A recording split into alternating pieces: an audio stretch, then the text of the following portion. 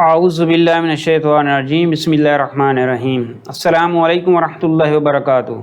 नाज़रीन, हाज़िर हूँ एक नई वीडियो के साथ।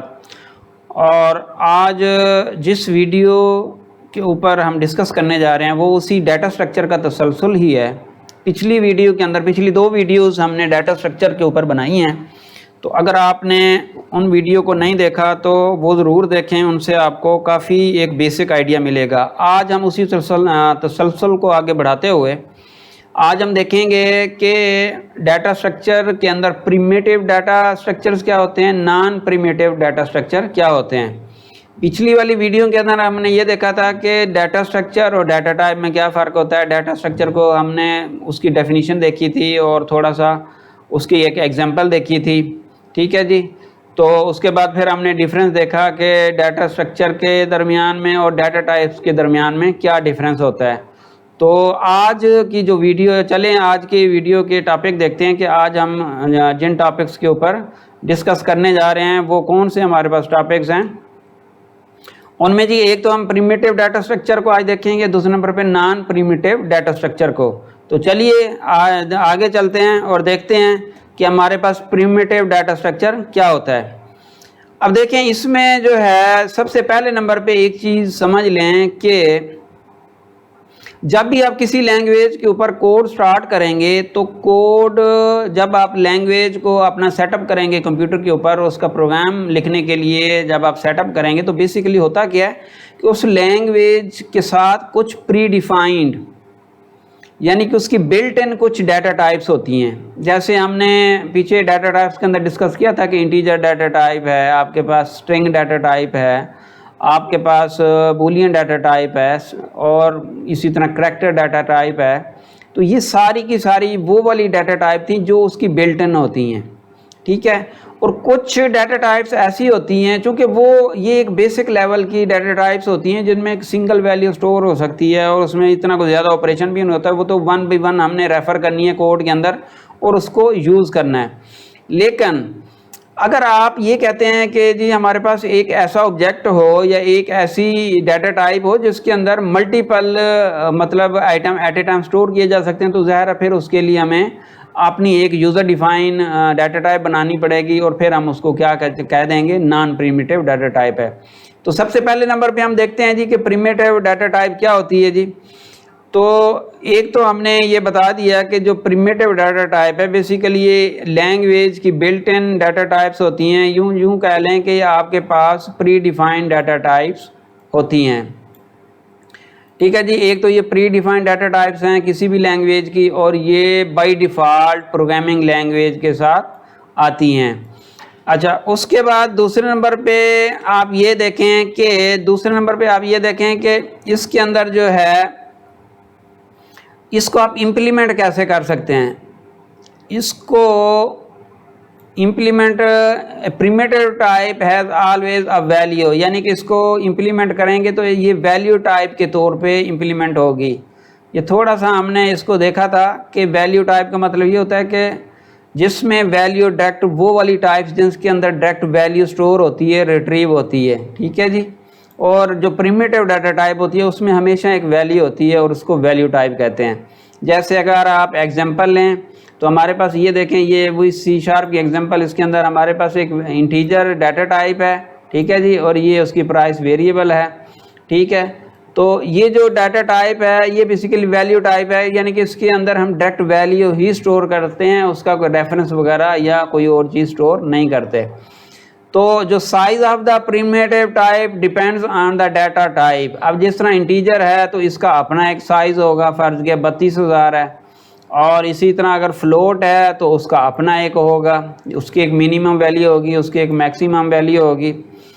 अच्छा, अब ये तो एक एग्जांपल होगी, यानी कि इंटीजर जो है वो बेसिकली क्या, एक एग्जांपल तो इसकी ये है कि प्रिमिटिव डाटा टाइप्स की कि इसमें न्यूमेरिक वैल्यूज़ होती हैं, ठीक है। मीन्स के इसमें होल नंबर होते हैं, नेगेटिव भी हो सकता है, पॉजिटिव भी हो सकता है, लेकिन होल होगा, उसमें डेसिमल पॉइंट्स नहीं आएंगे, डेसिमल वैल्यूज़ नहीं आएंगी, बल्कि जो रियल नंबर्स हैं वो आएंगे, इसको होल नंबर्स भी कहते हैं। जिस तरह आपके पास ये एग्जांपल है, इंटीजर ए है, एक हमने वेरिएबल डिक्लेयर की, उसकी ये डाटा टाइप है, उसका नेम है, उसको एक वैल्यू असाइन कर दी, दूसरी स्टेटमेंट है। अच्छा, उसके बाद जी हम एक और वेरिएबल लेते हैं जी, उसमें फ्लोट है जी, ये डेसिमल वैल्यू स्टोर कर सकती है जी, ये हमने डिक्लेयर कर ली। और ये देखें, ये डेसिमल वैल्यू स्टोर करने का ना एक ख़ास सिंटैक्स होता है। चूँकि मैं C# की एग्जांपल ले रहा हूँ, तो आप जिस लैंग्वेज में जाएंगे हर एक का अपना एक सिंटैक्स होगा और इस तरीके से आप उसमें वैल्यू असाइन कर सकते हैं। उसके बाद है जी बूलियन वेरिएबल, ये आपको पता है कि इसमें ये हमेशा इसमें या तो ट्रू होता है या फॉल्स होता है। ट्रू का मतलब ये आमतौर पे बिट होता है और ये 1 होगा या 0 होगा, यानी कि ये जो वेरिएबल है 1 और 0 के ऊपर काम करती है। It is mainly use for the checking the condition, यानी कि जो कंडीशनल स्टेट, आप आगे जब लैंग्वेज में जाएंगे तो पढ़ेंगे, कुछ स्टेटमेंट्स होती हैं कंडीशनल स्टेटमेंट्स होती हैं। तो ये जो आपकी बूलियन वेरिएबल होती है ये आम तौर पे कंडीशनल स्टेटमेंट्स के लिए यूज़ होती है। अच्छा, इसी तरह आपके पास करैक्टर जो आपके पास टाइप है, ये भी प्रिमिटिव टाइप है, can hold a single character. जिस तरह ये देखिए मैंने एग्जांपल यहाँ पे दी हुई है कि ये आपके पास ये करैक्टर है, ये एक वेरिएबल डिक्लेयर की, ये सिंगल करैक्टर स्टोर करेगा और इसको इस तरह इसका सिंटैक्स होता है कि ये सिंगल कोट्स के अंदर इसको यहाँ पे लिखा जाता है और फिर उसके अंदर जो करैक्टर स्टोर करना है और ये वेरिएबल का नेम, ये इक्वल साइन और सेमीकोलन, ये इसका सिंटैक्स होता है। अच्छा जी, अब उसके बाद आती है जी बारी नॉन प्रिमिटिव टाइप। वो पिछले जो टॉपिक है उसमें हमने प्रिमिटिव को देखा, तो अब हम नॉन प्रिमिटिव को डिक्लेयर करते हैं कि क्रिएटेड बाय यूज़र। ये वो वाली जो डाटा टाइप्स हैं, ये वो वाली डाटा स्ट्रक्चर हैं जो प्रोग्रामर या यूज़र कह लें, प्रोग्रामर जो प्रोग्राम लिखने वाला है वो क्रिएट करता है। That can store data multiple values either in a sequence or random location in a single entity. ये देखें जिसकी एग्जांपल है, बिल्कुल बड़ी डिटेल्ड एग्जांपल कि ये एक तो इसको प्रोग्रामर क्रिएट करता है और ये डाटा जो है मल्टीपल वैल्यूज़ भी हो सकती हैं और can store data multiple values either in a sequence, एक सीक्वेंस में भी हो सकता है और रैंडमली भी हो सकता है और रैंडम लोकेशन पे भी हो सकता है। और उसके बाद ये आपके पास एक सिंगल एंटिटी। अब ये देखें जिस तरह आपके पास एग्जांपल है, पहले पिछली एक वीडियो के अंदर भी हमने इसको देखा था कि ये आपके पास, ये अगर आपके पास 5 आइटम है तो 1 2 3 4 और 5, ये इंडेक्स 0 है फ़र्ज़ किया, ये 1 है, ये 2 है, ये 3 है और ये 4 है। ये टोटल इंडेक्स 4 हो गया, लेकिन आइटम टोटल 5 हैं। तो ये अरेज़ के अंदर ये एक ज़रा मिसकंसेप्शन होती है, तो आपने ये ज़हन में रखना है कि इंडेक्स 0 से स्टार्ट होता है और जो टोटल नंबर ऑफ़ आइटम्स होते हैं उसमें एक माइनस कर लें तो वो उसका एंड आइटम निकल आता है। तो अब ये पहली स्टेट ये हमने एक डिक्लेयर की जी, अरे डिक्लेयर की, क्योंकि ये एक नॉन प्रिमिटिव डाटा टाइप है डाटा स्ट्रक्चर के अंदर। ठीक है जी, इसको हमने पहली स्टेटमेंट के अंदर ये 10 असाइन किया, तो यहाँ पे ये इसकी वैल्यू 10 स्टोर होगी मेमोरी के अंदर। ये मेमोरी की रिप्रेजेंटेशन है, ये जो आपको ग्राफ नीचे जो एक फिगर नज़र आ रही है जिसके अंदर अभी मैं ये टाइप कर रहा हूँ, ये 20 है, ये 30 है जी, और ये आपके पास ये 40 है और ये आपके पास 50 है। तो जो ये स्टेटमेंट्स चलती जाएंगी मेमोरी के अंदर ये स्टोर होता जाएगा। अच्छा, दूसरे नंबर पे हम प्रिमिटिव टाइप्स को, पीछे वाली जो हमारी नॉन प्रिमिटिव जो डाटा टाइप्स थी उनको हम वैल्यू टाइप्स कहते हैं, लेकिन नॉन प्रिमिटिव जो डाटा स्ट्रक्चर्स होती हैं या डाटा टाइप्स होती हैं उनको हम रेफरेंस टाइप्स कहते हैं, because they refer two objects. वो ऑब्जेक्ट्स को रेफर करते हैं, यानी कि अगर हमने ये एक इसकी ये डाटा स्ट्रक्चर x क्रिएट की है तो बेसिकली क्या होगा कि ये उसका एक यूँ कह लें कि एक रेफरेंस होगा, एड्रेस होगा दूसरे लफ्ज़ों में, और ये फिर आगे पॉइंट कर रहा होगा उसकी आगे जो वेरिएबल जहाँ पे उसकी लोकेशंस हैं। तो ये यूँ कह लें कि इसलिए इसको हम रेफरेंस टाइप्स कहते हैं। अच्छा जी, non primitive can be null, इनमें वैल्यू नल भी हो सकती है, उसमें जो आपकी प्रिमिटिव डाटा टाइप्स हैं उनमें नल नहीं हो सकती। नॉन प्रिमिटिव डाटा टाइप्स के अंदर वैल्यू नल भी हो सकती है। नल का मतलब आपको बताया था 0 नहीं होता, बल्कि ये डाटाबेस के अंदर भी टर्म यूज़ होती है, प्रोग्रामिंग के अंदर भी यूज़ हो रही है। नल का मतलब ये है कि नल वैल्यू या तो अनडिफाइंड है या अननोन है, लेकिन 0 नहीं है। 0 समथिंग एल्स है, नल समथिंग एल्स है।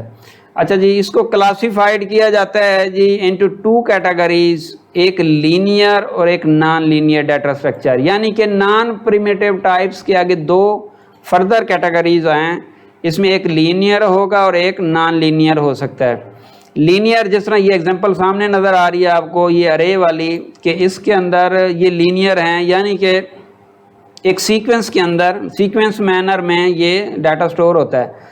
इसकी एग्जांपल अरे भी हो सकती है, स्टैक भी हो सकता है, क्यू भी आने वाले दिनों में ये भी हम पढ़ेंगे, लिंक लिस्ट भी हो सकती है, और अरे can hold the elements of same data type. इसमें देखें कि सारी की सारी इंटीजर, ये जिस तरह हमने एक अरे क्रिएट की, अगर इंटीजर की है तो उसमें सारी की सारी जो वैल्यूज़ होंगी वो आपकी इंटीजर होंगी। इसी तरह अगर आप स्ट्रिंग की कर लें तो फिर उसमें मल्टीपल करैक्टर की कर लें तो मल्टीपल करैक्टर। तो इस तरह अरे किसी भी डाटा टाइप की अरे बनाएंगे तो वो आपके पास एक लीनियर बन जाएगी। उसके बाद नॉन लीनियर में क्या होता है जी, when one element is connected to the n number of elements known as non linear. अब ये चीज़ समझने वाली है कि नॉन लीनियर में बेसिकली क्या होता है। नॉन लीनियर में जी ये होता है कि आपके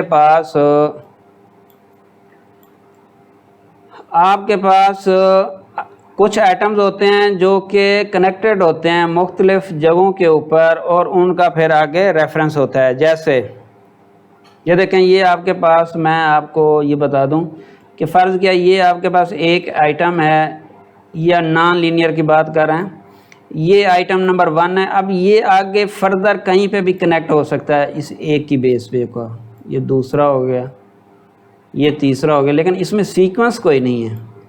जिस तरह हम पीछे देख रहे थे, ये ए हो सकता है, ये बी हो सकता है, ये सी हो सकता है। अब आइटम नंबर जो 1 है, आगे ये 3 मुख्तलिफ आइटम के साथ कनेक्टेड है और इसका एड्रेस यहाँ पे पड़ा है, इसके थ्रू ये इसको हम कनेक्ट करेंगे। तो अब ये जो एग्जांपल आपको नज़र आ रही है, ये एग्जांपल है आपके पास नॉन लीनियर की। When one element is connected to the n number of elements known as non linear data structure. For example ये ट्री है, ये आपका ट्री बन गया ना। The elements are arrange in a random manner, यानी कि रैंडमली आप इनको अरेंज कर रहे हैं। तो ये तो था जी आपके पास नॉन लीनियर। और उम्मीद है कि आपको आज का ये जो टॉपिक है ये समझ आया होगा। तो आखिर में जी आपको मतलब उन्हीं दुआओं के साथ इजाज़त चाहेंगे कि अल्लाह ताला हम सब के हलाल रिज़्क़ में बरकत डाले, और अल्लाह ताला हमें अपने सिवा किसी का मोहताज ना करे। अल्लाह हाफिज़।